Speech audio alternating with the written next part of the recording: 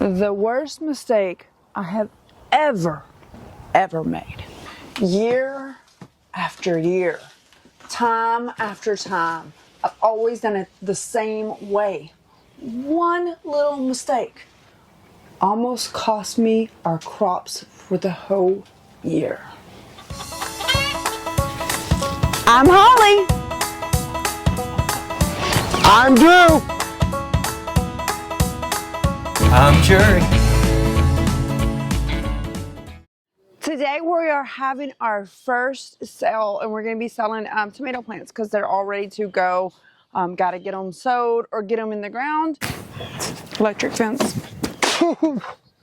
Does the electric fence actually help with the chickens? Does it help? Do I think? No. They feel safe with it. I don't know why, but they do. As in, they're like, oh, look, they're putting up the fence so nothing can get us. That's what it feels like they're saying.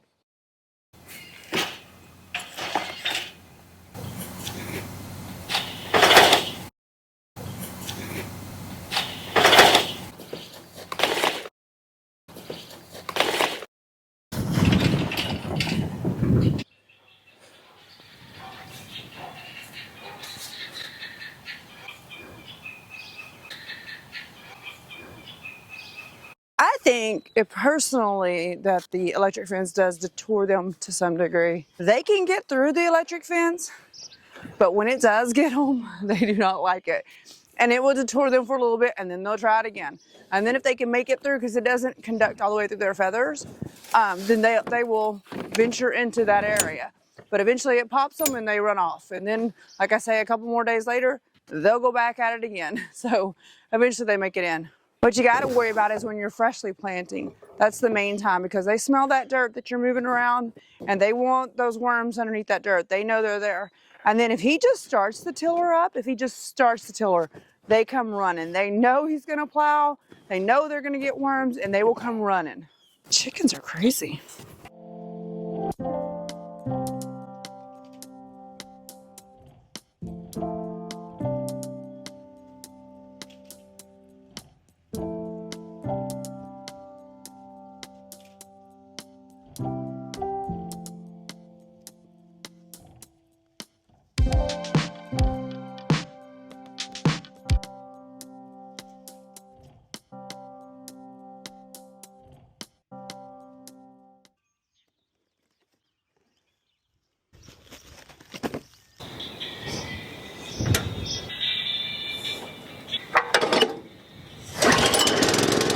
We're going to till up this area. We're going to leave this grass here. I'm hoping the grass will come back. I believe it will.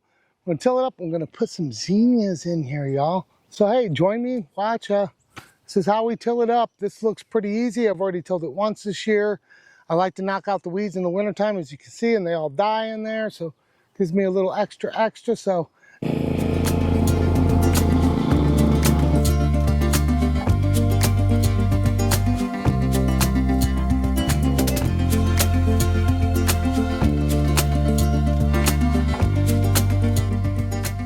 and poof, just like that, we are done tilling.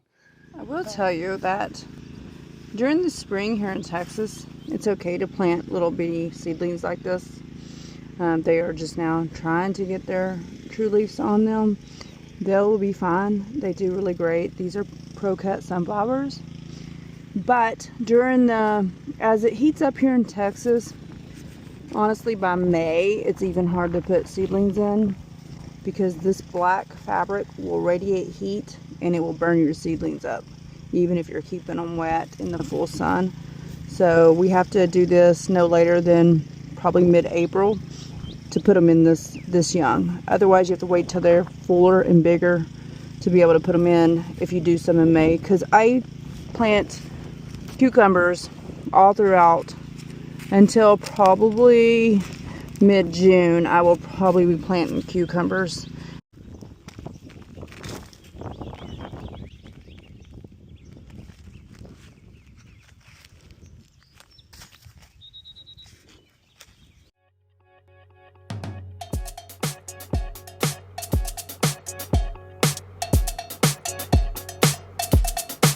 If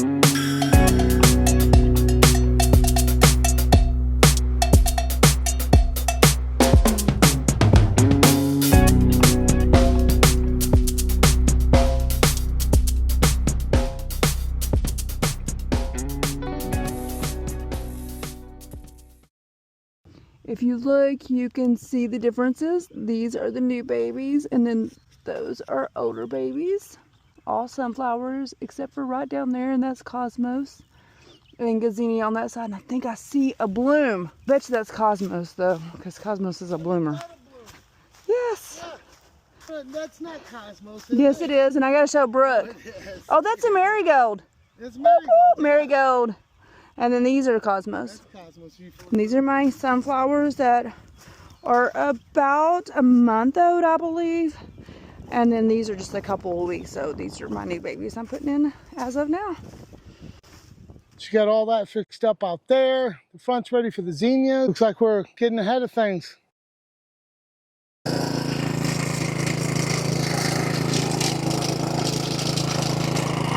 Watch how fast I can do this. On your mark, get set, go. This. Well, looks like cucumbers are going in here. Holly's gonna figure out exactly what holes she can use and what she doesn't, and space them all out, but we got a lot of cucumbers going in. I think there's maybe 1 or 2 varieties there.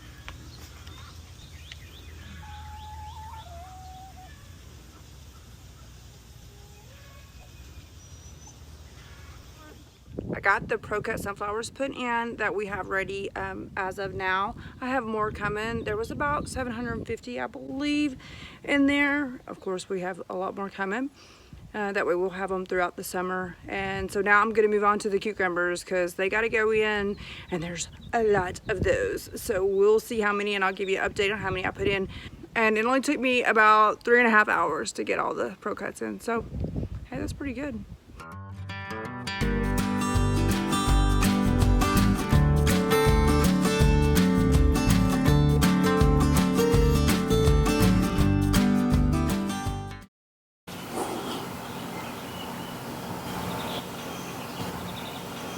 I did a lot of planting yesterday. Drew got all the beds ready and did all the tilling. And then we had to cover the plants with some fencing we use because, you know, we're resourceful. Our chickens, they would devour our seedlings. They're so little and they love the fresh dirt. So we have to protect them at least for now. And then we can't forget to take off the coverings or we're going to have a problem. Because cucumbers love to grow, and they're going to grow up through all that stuff, and it's going to be a big mess. We did it one time with the tomatoes, and we left them in, and it was a big mess. We got plenty of tomatoes. It didn't harm our produce in any way, but it was a pain to clean up. Bobby! Oh, hi. He stayed the night with Mimi last night. He's a good snuggler. He goes, Hi, baby. hi. Good boy, good boy. He likes the farm. Okay. Oh, he's saying hi. Good job, buddy. So overall, yesterday I planted around 750 sunflowers and around, I think it ended up being around 85 cucumbers. We have pickling cucumbers and we have Marketmore cucumbers. Then we have Diva cucumbers. So we got 3, and there's another one that's like Diva. I don't remember the name of it, but regardless, it's going to be beautiful. So I'm excited to see it. And the cucumbers look great today. They're doing really well. I don't think I've lost one, which is good. I did lose some Pro-Cuts, but the rest of them did good, and I have tons more coming, so that doesn't worry me. You're going to lose some with transplanting, but I usually don't lose that much in a transplant. But you live and you learn. Probably has something to do with the worst thing that's ever happened to me before on a farm. Just saying. These are our beefsteak and our watermelon, and they look great. They've done really well. I am going to be pruning them today. These are San Marzonos.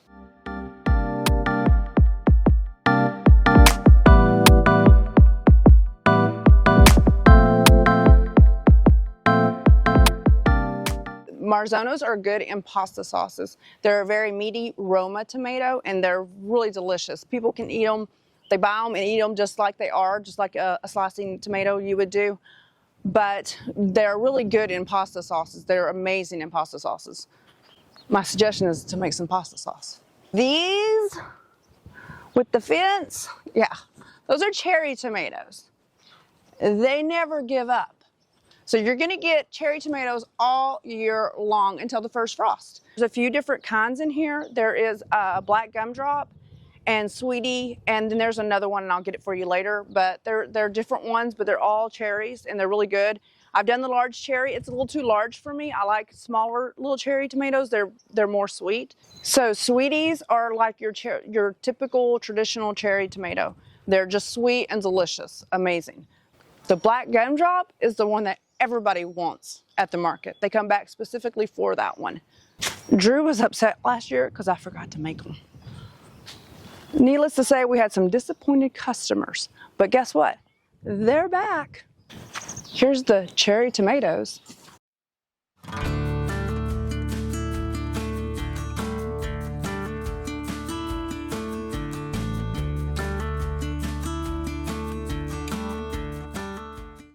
Here's your watermelon beefsteak.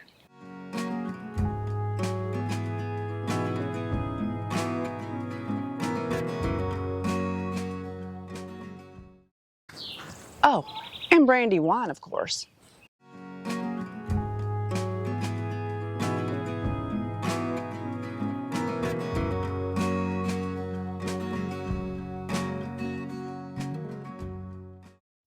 I'm going to be pruning, and I'll let you see some of that and how you prune. I will teach you how to prune. Pruning is not necessary. I've done it with and without. But because these plants have been started earlier than my usuals, I want to give them a boost. So when you do prune, get ready for a boost. So the San Marzonos are going first. So how you prune suckers is right here in this little elbow is a sucker. So I just pinch them off most of the time.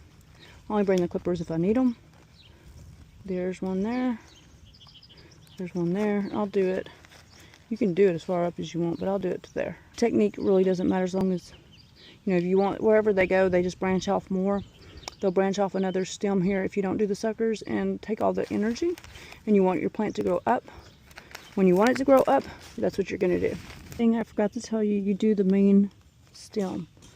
You don't go off and do other ones. You just stick to the main one. That's a prickly thing. But you stick to the main stem. And that's the one that has the suckers.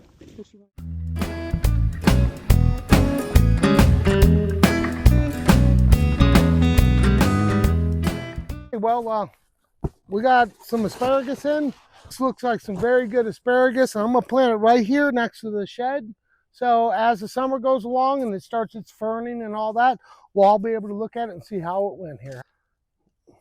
There's our asparagus. That's what we'll be planting right here. Where's Jerry? The chickens are nonstop about the asparagus spot. Won't seem to get out of there. Won't leave it alone.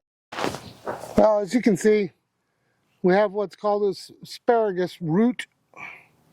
And asparagus comes up through here. These are the roots. Best way to do it is dig you a nice little hole. Kind of spread these things out. Give them a little help. Bury them up. Don't need to be too deep. Cover your stuff, because if you have chickens like mine, you got to be covered, and there you go.